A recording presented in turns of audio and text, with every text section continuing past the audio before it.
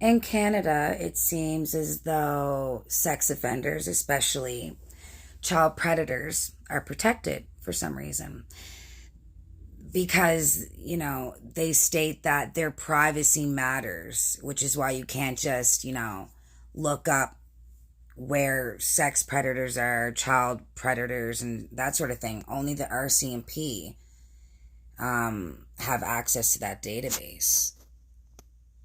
In the States, you can literally look up where all these sex predators are, but in Canada, you cannot. Only the RCMP can. And as you can see here, people on the Canada Sex Offender Registry or the Sex Offender Registry Ontario do not need to notify their neighbors that they are a sex offender on the list. Where are all the people who are protecting these children?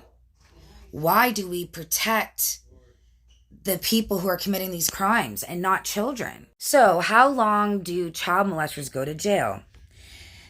In Canada, from what I've witnessed, they literally only get a slap on the wrist. As you can see here, they don't get more than 10 years in prison, but mainly they do a few months to a year in jail. After ruining a child's life that is going to affect them for the rest of their days, they get less than 10 years. And in most cases, they only get a few months. In Canada has freed serial molesters, child torturers, child rapists, child pornographers, and even child murderers, sometimes with horrific consequences. This piece of poop right here, Randall Hopley snatched a 3-year-old from his second floor bedroom in Sparwood, BC. Hopley had been hurting young children since early adolescence and had prior convictions for both the abduction and its sexual assault of minors. He is a serial rapist. And in many of these cases and instances, these individuals, these sickos, they just get a slap on the wrist and they're allowed to do it again. And then they're freed into Halifax, Nova Scotia mainly, but in Canada. It's important that we protect our children at all costs.